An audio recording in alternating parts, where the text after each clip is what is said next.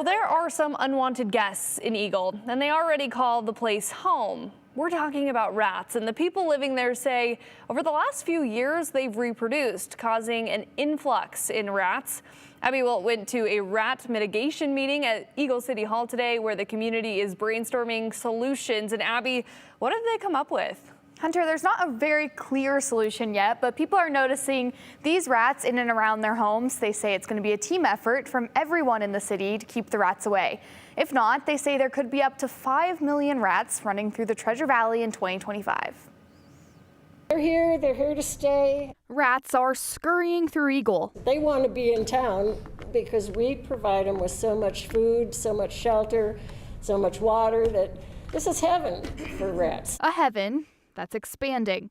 After comments on social media show they've been spotted in other parts of the Treasure Valley too. I've lived here since '99, and we've had mice before, which are pretty common along the drain, but the rats just started to show up about, I think, 2 years ago. Well, welcome everyone. Now those pesky pets are bringing the Eagle community together, and they're crunching the numbers. We could have as many as almost 5,647,000 something, and then look at the next year. So it's exponential growth, which is why we need to, everybody, all of us need to just be proactive. Being proactive is to know what to look for. Norway rats are what most people are seeing. They're big and brown with short tails. Rats are quite a bit smaller than Roof rats are also common. They're darker in color and they have longer tails. They do have an incredibly high reproductive rate. So there's like kind of no stopping them. They're not as big as Jane Rowling says she's becoming an expert on rats after dealing with over 20 around her home. This guy did.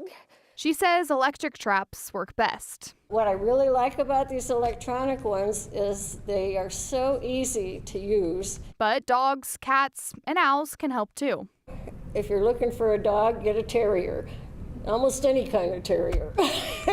They'll take care of them for you. Also, peppermint oil or baking soda mixed with something sweet keeps them away, and cottonseed oil is a type of birth control. Some cities are beginning to use that as part of their overall rat control program. Rick Reber, who also spent the last 2 years dealing with the problem, says some rats are just too smart for the traps. Purchased a trap that I do see one over here on the table and set it up with some peanut butter as the bait. And the next morning, lo and behold, I had a dead rat. And so I reset the trap again because I knew I had another rat under the barn in my backyard. However, the second and third rats were smarter than the first one, and I was unable to catch them. But Rowling says even if you aren't dealing with rats yourself, they're sticking around, and they won't be scurrying off anytime soon. Even if you haven't seen them in your yard, but you've heard they're in your neighborhood, put some traps out, because they're nearby and they'll be coming. And rats can also cause up to 35 diseases to people if they are in close contact. And Hunter, they can also provide very significant property damage that will be expensive for people to fix. That's why the city is trying to get this problem under control. I mean, and at this rate, Eagle, then you're, obviously in Boise at this point, then you're talking Mountain Home. Although one of our discussions too was maybe the feral cat population right now in Mountain Home can help deplete that population. It could. Yeah, I guess we'll see. Thank you, Abby.